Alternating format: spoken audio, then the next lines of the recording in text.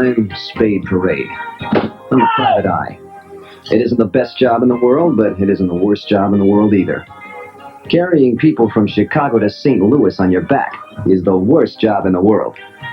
I'd been working lots of late hours and was tired. My mind was reeling. In fact, I was so mixed up I couldn't remember where I'd put my hat.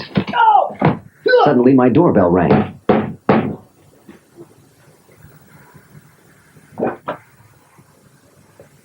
I'd have to get back to the mystery of the missing hat later.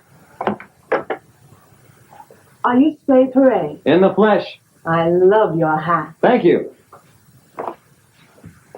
I'm Odessa van Vandervan, wealthy heiress, thrice divorced and mother of none.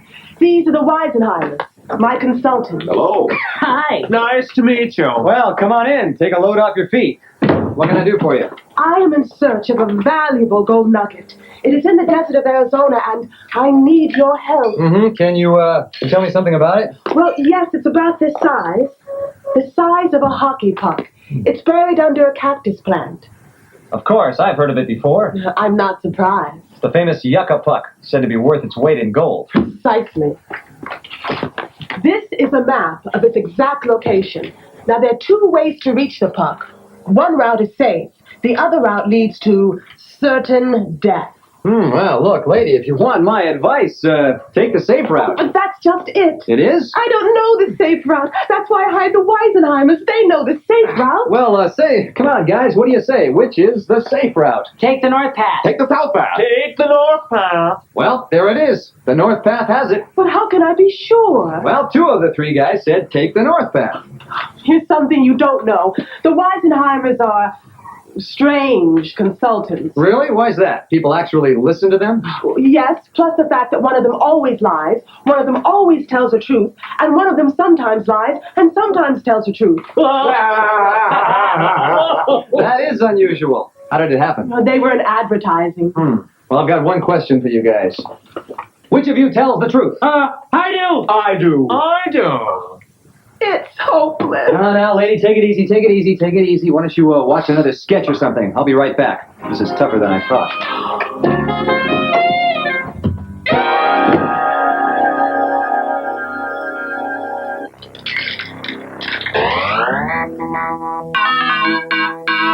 Mathman, your mission is to eat only numbers that are less than 0.5.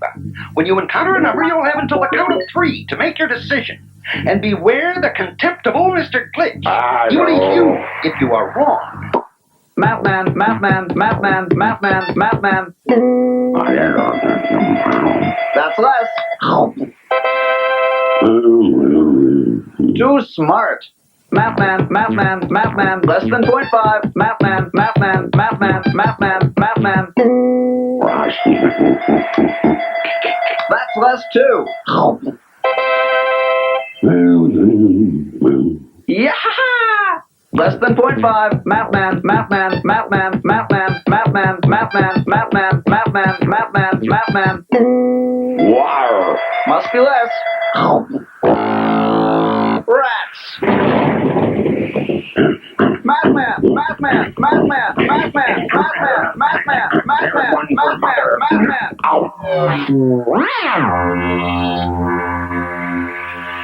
That was fun. Now I'm going to turn to catch us.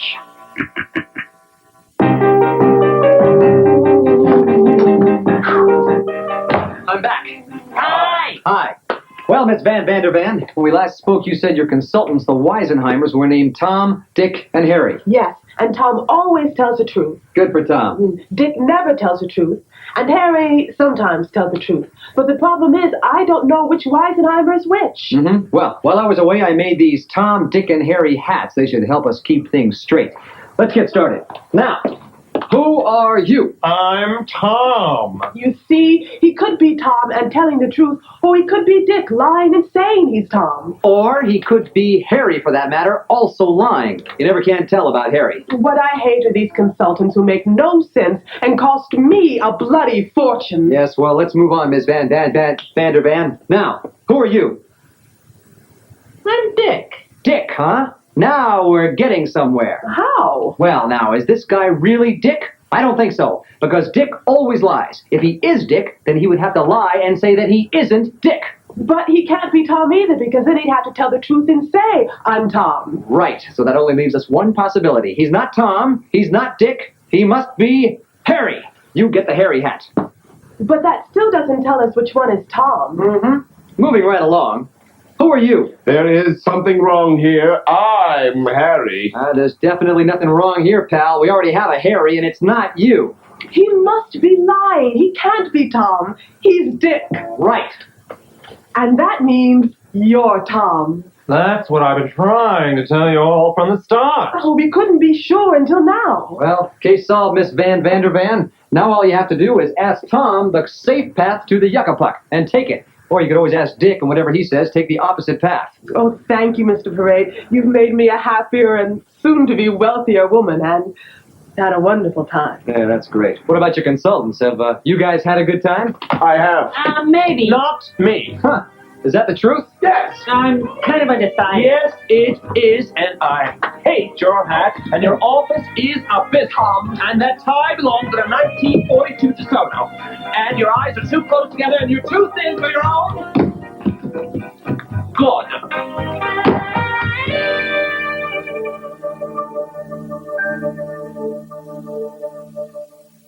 Here's a funny question. Do you know if there are any numbers that are less than 0? Watch. At the big guys meet at a school, I dialed and Stanley Outtro did a horrid backflip that the judges scored him. The worst ever seen at a pool.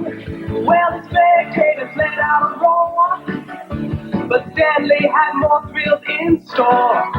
His next up was horror, was such a pure. They gave him a negative score. He got less than 0, less than 0. The scores are running in reverse. Less than 0, he's an anti-hero. Watch me go from bad to worse. And a dance comes down by the shore. Stan tripped and fell on the floor. The judge cried, P.U., you get -2. Said Stan with a grin, less is more. He got less than 0, less than 0. He's a negative guy. Less than 0, he's an anti-hero. Worse than nothing is my battle cry. When the skaters saw the roses at the roller rink, the judges held their noses and the stand. You think you're so bad, we gotta give you a sub-0 score. It added up to -24. Stand into the hammer throw me. Set a record that no one will beat. He threw it behind them. The score they applied him was -55 feet. He got less than 0, less than 0. No ifs and no ands and no buts.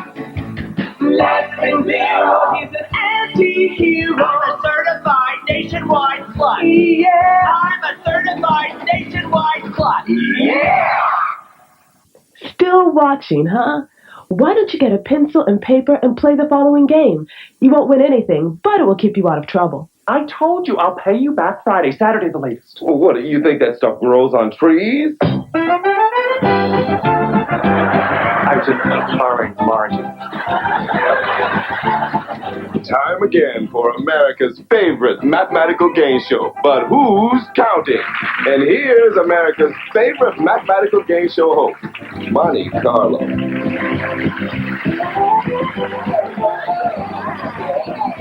Hi, America, it's me. And welcome to But Who's Counting? Before we begin the game, let's see who's here to play the game. With us today are the Fitzgeralds.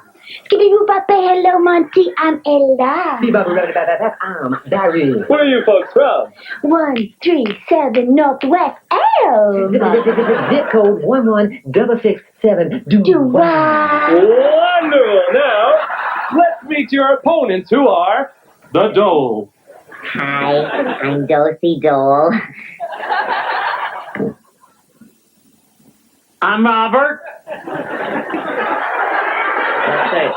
Nice to have you with us. Now, let me tell you how we play the game. We'll choose 5 digits at random, one at a time on the wheel. And here's our wheel spinner, the lovely Amber Jeanette.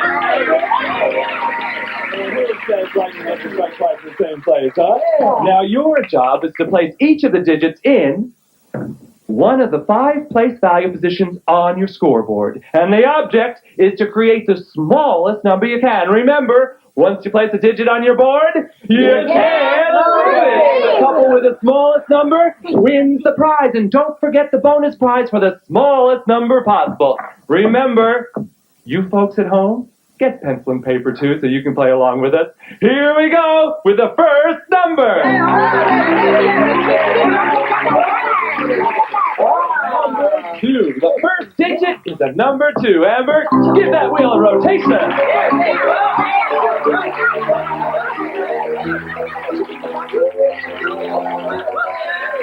Another number 2. The second digit is number 2. Nice work, Amber.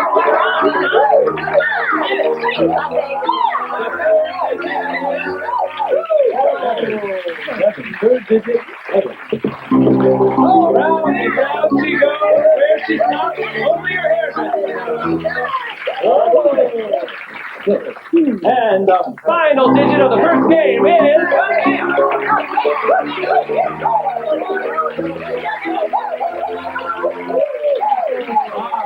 Final digit, 5. Okay, Fitzgerald, what'd you come up with? Well, Monty Baby, we came up with 22,576. Oh, yeah. 22,576. And Doles, what do you have?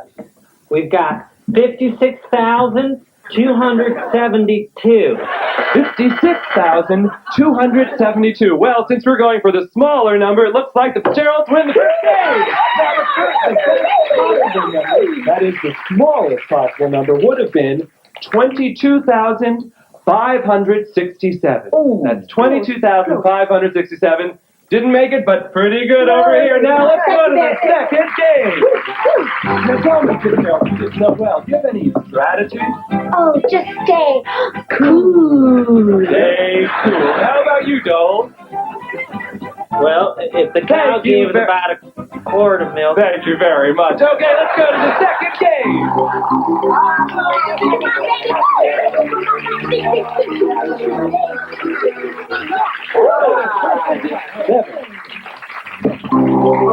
Nice work, Amber.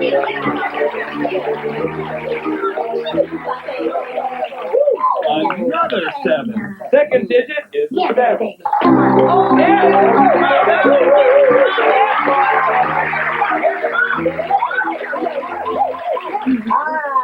Four of 4. Amber?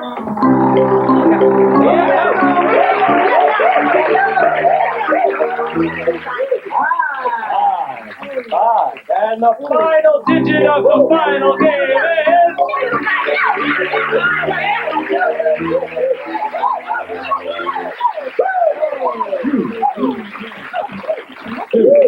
Okay, Fitzgerald, what do you have over there? Well, Monty Baby, we are very happy. We came up with 25,477. Oh, yeah. 5,477. Doles, what do you have? Well, Monty, we've got 25,477 too. Oh, baby. Well, it's a tie in the second game. However, since you won the first game, it looks like you won the show today.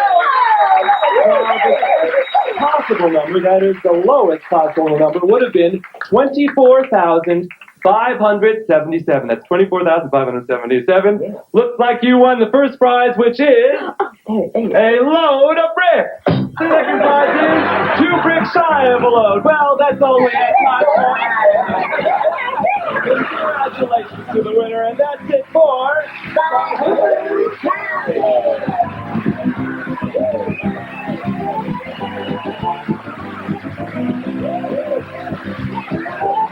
Mr. DePinner doesn't know he's in our hidden camera.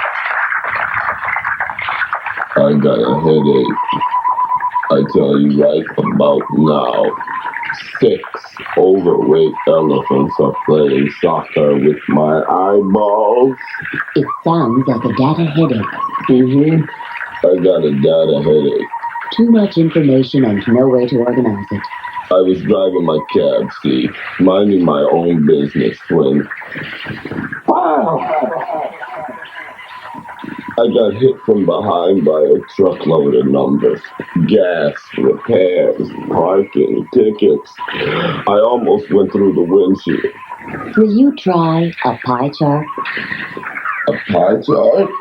A quick, easy way to organize and display data. I'll try it. Pie chart. Just one of the many tables, charts, and graphs available to you anytime, anywhere. When in doubt, chart it out. Hey. The elephants are gone. I feel fantastic. The pie chart put all those numbers in an organized form, and now for the first time in my life, I understand all my costs. Will you use pie charts in the future? Does the chicken have lips? Oh, what does that have to do with anything? I don't know.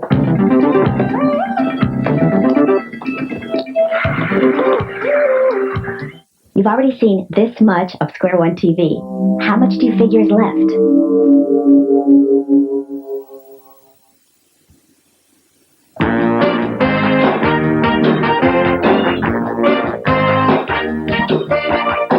You know later you're gonna see some math. You can count on it. Sooner or later those numbers cross your path. You can count on it. You may be hoping it'll go away, but let me tell you, math is here to stay. You can count on it. Yeah, you can count on it.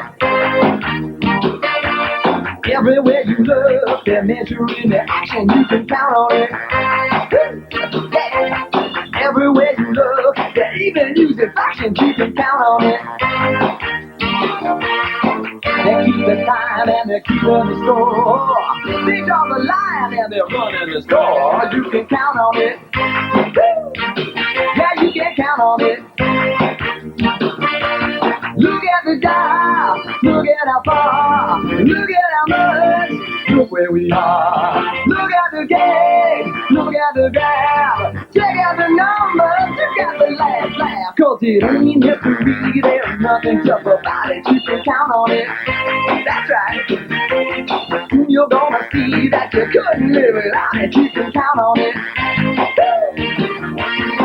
Don't take a genius or a great magician to make a pretty good mathematician. You can count on it. Yeah, you can count on it. Oh, you can count on it. Baby, you can count on it. Down,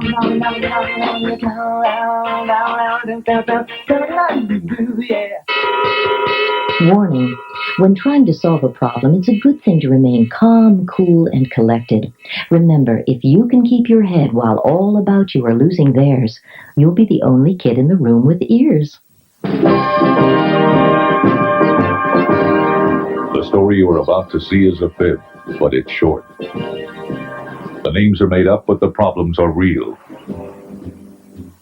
It was morning, 8:43, and hot and sunny in Los Angeles for that time of year. The sunburn index stood at 9 and the wind chill was not a factor. We were working the day watch out of Mathnet. We were in hot pursuit of the problem with the absent tape. My partner is George Franklin. The boss is Thad Green. My name is Monday. I'm a mathematician.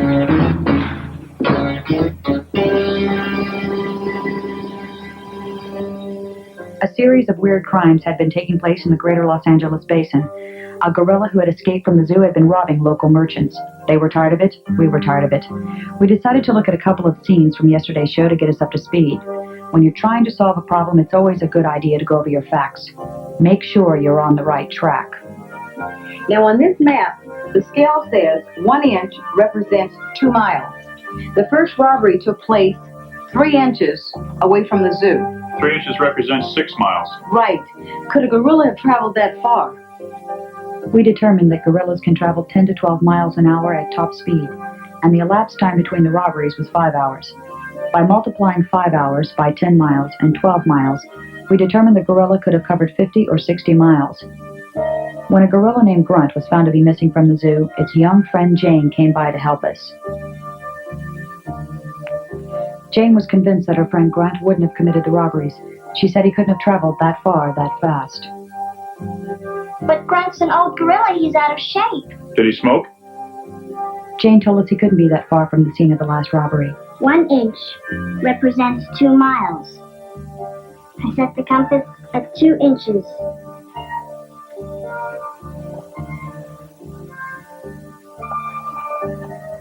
I say he's got to be right in there somewhere. Jane told us Grunt loved pizza pie. Then the phone rang. Thank you. We'll be right out. Excuse me.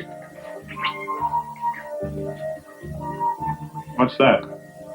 The location of the latest robbery. Was it? Uh-huh. He just knocked over Balboa's pizzeria. What did he get? All the money and 3 large pies to go. Yes, sir. Thank you. Kate, this is incredible. I've got reports on 7 different robberies that took place early this morning. Everything from store robberies to home break-ins. Uh-huh, me too. Me too. I still don't think it could be Grunt. Don't feel badly, Jane. Here's a report on something he didn't take. Oh? He broke into a home in Bel Air and took all the jewelry, silver, and money, but he left one thing. Season tickets to the Rams games. You've got to believe me, everybody. Grunt couldn't have done these awful things. But why not? They all took place between midnight and 4 a.m. and all within a 2-mile radius of each other. Certainly he could have traveled that far. But what you don't know about gorillas is they're very shy. Shy? Hold on there.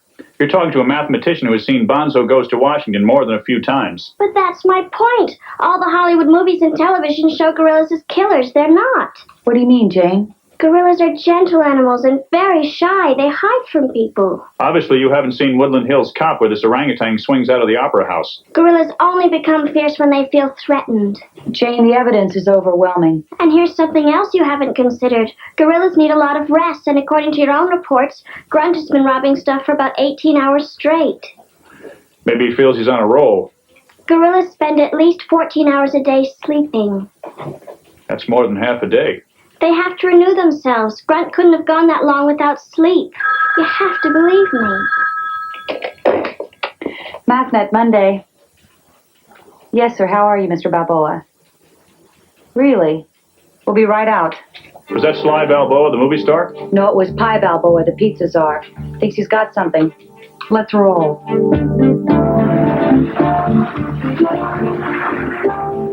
Pie Balboa said he found what he thought was some evidence in his kitchen and wanted us to come back to take a look. When you're solving a problem, you have to look at every possibility.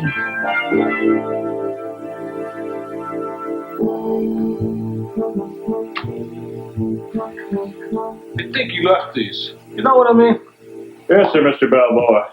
The gorilla came through here and left footprints in the flour. Yeah. I guess. I mean, I seen him last night. I just figured they're my brother-in-law's or something. Those aren't gorilla footprints. Well, they ain't my brother-in-law's. Hey, I checked it out. How can you tell, Jane? Because there are only 2 sets of footprints here. How many feet did Grunt have, Jane? That's just it. Gorillas don't really walk on their hind legs like they do in the movies. They walk on all 4s. So there'd be sets of 4 prints. Maybe you should talk to my brother-in-law. I'll call him. Besides, the stride of a gorilla is about 30 inches. These look more like a man made them. About 36 inches. Uh-huh. How do you know so much about gorillas, Jane? I read a lot and study. When I grow up, I want to be a zoologist. You know, study animals and their behavior. Hey, yo, Sylvester! Come on down. I think I got a job for you.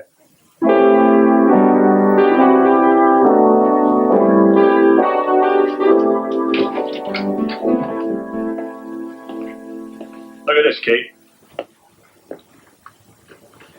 Martha baking again? Found it near the footprints in the pizzeria. Pie Balboa said it was one of the pies Grunt swiped. What are you going to do with it? Thought I'd run it through the lab, you know, to see if they'd get any info to help us. Like what? Oh, I don't know. Maybe check to see if Grunt had an overbite, something like that. In Woodland Hills Cop, they use dental records to see if... What are those? These? Anchovies. Ew, gross. Grunt hates anchovies. He never eats pizza with anchovies. He only eats extra cheese with green peppers. That's my favorite, too. Hello, Mathnetters. Got something? Uh-huh. Another robbery? Yes, but this one is a little different. How so? Look. He just robbed a market in Huntington Beach. It's one of those Abel Baker supermarkets. Martha shop's the one in our neighborhood. I'll ask her to stop. Look at this, Kate. Huntington Beach is almost 40 miles away from these other robberies. How much time did he have? The call came in at 10:01 this morning. The last one was at 4 a.m. That's 6 hours. If he moved at 10 miles per hour, he could have gone 60 miles. But he can't go that fast. He hasn't had any rest. He couldn't have gotten there. We understand how you feel, Jane, and we know it sounds impossible, but theoretically, he could have made it. No way. It would have been tough. What do you mean? Traffic in Orange County is terrible at that time of day. Mathnet, frankly.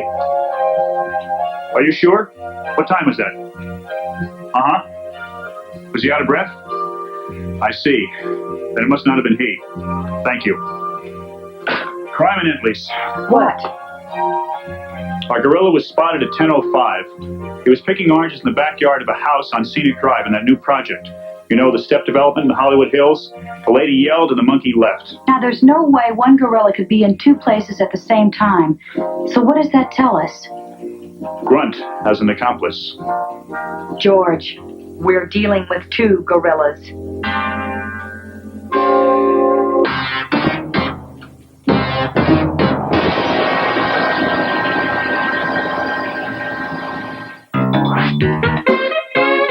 This is a reducing ray. How tall are you? 6 feet. Then if we let 1 inch stand for 20 feet, a 6-foot person would be 3/10 of an inch.